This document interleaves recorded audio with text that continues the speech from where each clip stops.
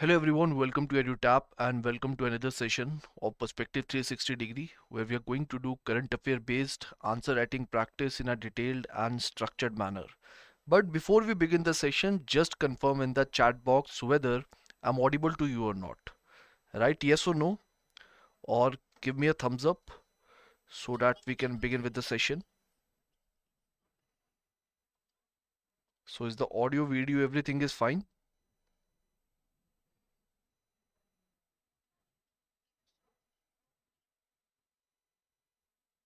Okay. So no problem with the audio. So now let us begin with the session, and as you would be knowing that though today is Thursday and we missed Wednesday's session because of some reason, and this is in continuation to that. And on Wednesday what we conduct our Answerathon session, and as a part of our Answerathon sessions we cover a certain static topic based on the homework that I gave you last Wednesday. Fine. And this is something that we are going to continue today also. So basically, as a part of Perspective 360 Degree, on every Monday and Friday we focus on current affairs, whereas on every Wednesday we focus upon static portion as a part of Answerathon series. So that is the idea. I hope it is pretty much clear to all of you, and this is something that I have been repeating in all my classes. So every Monday, Wednesday, Friday this session is conducted as 5 p.m. but because of some reason it could not get conducted yesterday, so we are continuing it today at 3 o'clock. Fine. So let us begin, and let us begin with today's session. So if you remember, so before the question, this is the process. I hope you remember the process also. And what we are going to do, I'm going to give you a homework topic. You have to prepare that homework topic within a span of 1 week. And next week when we meet, I'm going to give you a question from that homework topic. This is how it works. Fine. Now, this is the homework that I gave you in the last class, and this was the portion that you were supposed to cover. And I hope all of you have covered this portion, and in case there is anyone who had already covered it, maybe you have utilized this opportunity to revise this portion. Fine.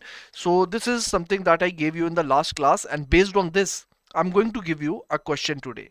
So this is your question, this is your practice question, and the evaluation for this practice question will be available. You just have to post your answer in the comment box within 48 hours after this video. So if you're able to post it within 48 hours, your answer is going to get evaluated by our team. Fine. Now this is the question from the agriculture topic, and this is going to be helpful for both RBI as well as for the NABARD students. So both type of aspirants, they can attempt this question, and the question is: farmers' dependence on non-institutional sources of finance has been on decline. Comment. Now see, if this question is asked in the examination for 400 words, then what you have to do, I will tell you the difference, that how basically you can attempt an answer for 400 words and what difference can it make if you are attempting the same question for 600 words. If the question is asked for 400 words, then what you have to do, you just have to talk about this portion. Fine. You just have to talk about what? You just have to talk about in a very precise manner that why there is farmers independence or non-institutional sources of finance on a decline phase. Fine. This is something that you have to explain, and that is it. You just have to write the introduction, you have to put the heading, and under the heading you will put the subheading 1, subheading 2, explain it, explain the third reason, fourth reason, fifth reason, and sixth reason. And by the time you will write these 6 points in a good manner, then you will be able to complete the word limit of 400 words. Fine, it is doable, and at the end you can write the conclusion.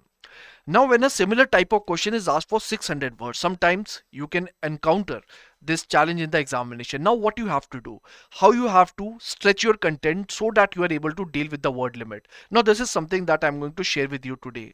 We can learn it with the help of this question. So basically how you are going to attempt this question, first of all, of course, you are going to write a proper introduction.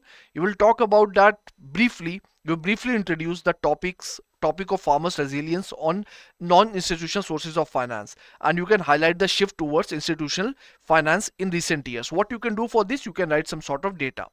You can write some kind of authentic data from an authentic source, that what is the percentage of farmers who still rely on the non-institutional source of finance. Or you can talk about that what is the percentage of farmers that have increased in terms of institutional finance. Fine. So such type of data you can create in order to create the link between these type of ideas. So through that you can highlight the shift towards the institutional finance from the non-institutional finance as a part of your introduction. After that, what you're going to do, of course, you're going to read the body. So what you're going to do with the body part, basically, since this question is of 600 words, so basically you have to stretch this part. Fine, you cannot write just one single heading, 5 points, otherwise you won't be able to reach the word limit and you won't be getting maximum marks. So for that purpose, how you can stretch it, firstly you can talk about the precise portion that has been asked as a part of the demand of this question, that reasons behind the decline of non-institutional sources of finance in India.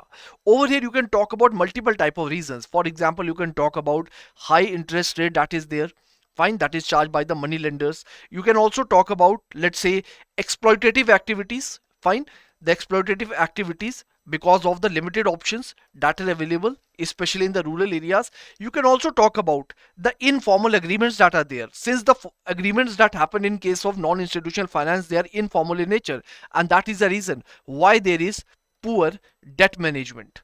This is also another cause. You can also talk about, I would say, lack of, or you can say poor dispute resolution mechanism.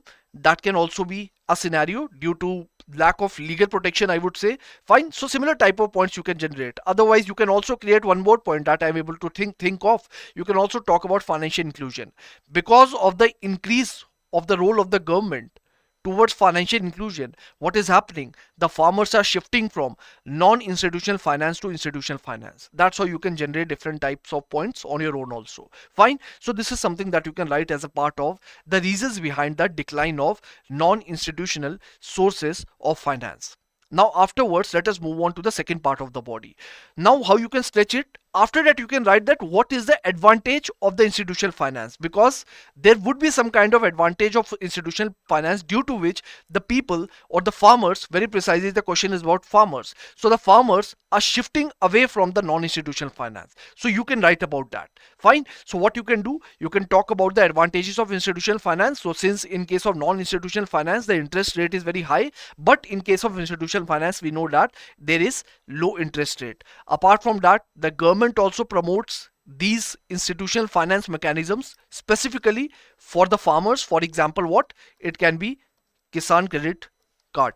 Fine, that could be an example of that. Apart from that, you can also talk about increase in the financial literacy. If you remember the previous session that we conducted on Friday, over there we talked about the recent initiatives that have been taken by the government in terms of financial inclusion and financial literacy, and the data and examples that we used in that session, or as a part of that answer, basically that was taken from the RBI annual report only. So you can go back to that session and you can extract some data or some information in order to put value to this point. Fine. You can talk about increase in financial literacy due to which people are moving away from non-institutional finance to the institutional finance. Or you can also talk about the easier accessibility. Fine, the easier accessibility, the complexity has gone down, and because of the advent of digitization also, some sort of thing that you can write. Fine, you can of course generate your own points, but this is the difference. This is the difference. If the question is asked for 400 words, what you have to do, you just have to answer very precisely, because that would be sufficient to reach 400 words. Fine, that would be sufficient to reach the maximum word limit. But if the question is asked for 600 words and you are running short of words, so what you can do in order to reach the word limits, you can add such kind of additional dimension that is just related to the question only. Fine. So that's how you have to think. Apart from that, let us say you don't want to write the advantages of institutional finance, so you will have to think of something else that is getting connected with the same structure and is answering somewhere the demand of the question. Fine. So this is something, the approach you can follow in order to reach the word limit. Lastly, you will write the conclusion. Of course, you are going to summarize different sort of things. Find how the decline in non-institutional finance is happening.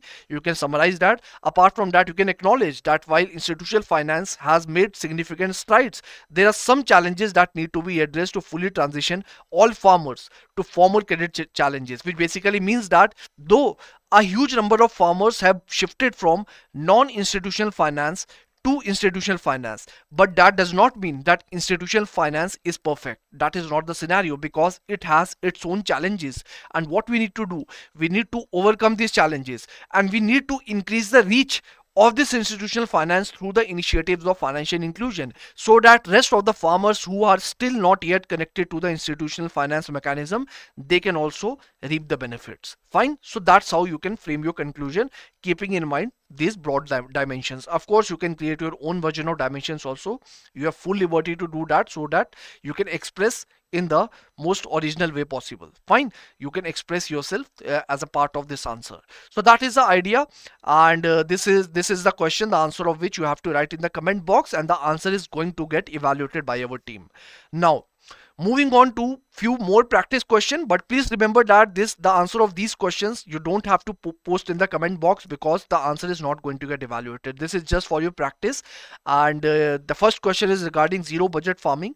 It was there in the news, and that's why I have pasted this question. Then you must have covered it in newspapers that very recently government has brought few reforms in special economic zones. Fine. Regarding I would say the area in which they can establish their industries. Fine, certain type of reforms have been brought. Please Google it. You can read it, and if possible, I will try to take a separate session on that also. Fine, if you want me to take the session, you can write it in the comment box. But the thing is that this is important for this year, because if you remember last year RBI Grade B exam has asked question with respect to industrial corridors. Fine. So this type of theme is important for your examination, and special economic zones, government has taken steps very recently. They have brought few small changes. So go and read it, and you can attempt this question also. Now, next question is MSMEs. So where you have to talk about the role of MSMEs, which means their significance, and you have to talk about their challenges. Fine, this is something that you can attempt. Why I have added this question? Because again, MSME is an important I would say area as far as your exam is concerned. If you see the PYQs, they have asked question with respect to startups. Fine. They've also asked question next year only. I think in 2022. Once they asked it in 2021. After that, in 2022, they asked question with respect to rural entrepreneurship. Fine. So this type of theme, MSMEs, is also important as far as your exam is concerned. So do attempt these questions, these areas, and I hope all sincere aspirants are going to do their homework. And for the next week, this is your homework. Fine. So this is a topic that you have to prepare for next Wednesday. And when we will meet on next Wednesday, I'm going to give you a question from these dimensions, from these areas of the syllabus. Fine. So globalization is something that you have to prepare. I would say 7 days of time is sufficient. You can utilize this time, and you can prepare for this part. And after that, we will focus on the social structure in India also. This is we will do afterwards. But for now, you have to focus on globalization for the next 7 days. Fine. So I hope it is clear to all of you.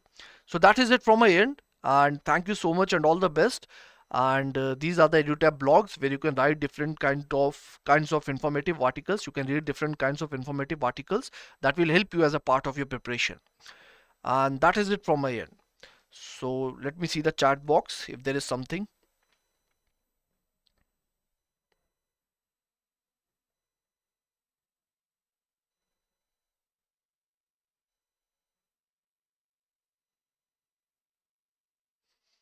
Fine. So I think nothing is there. So now let me end the session.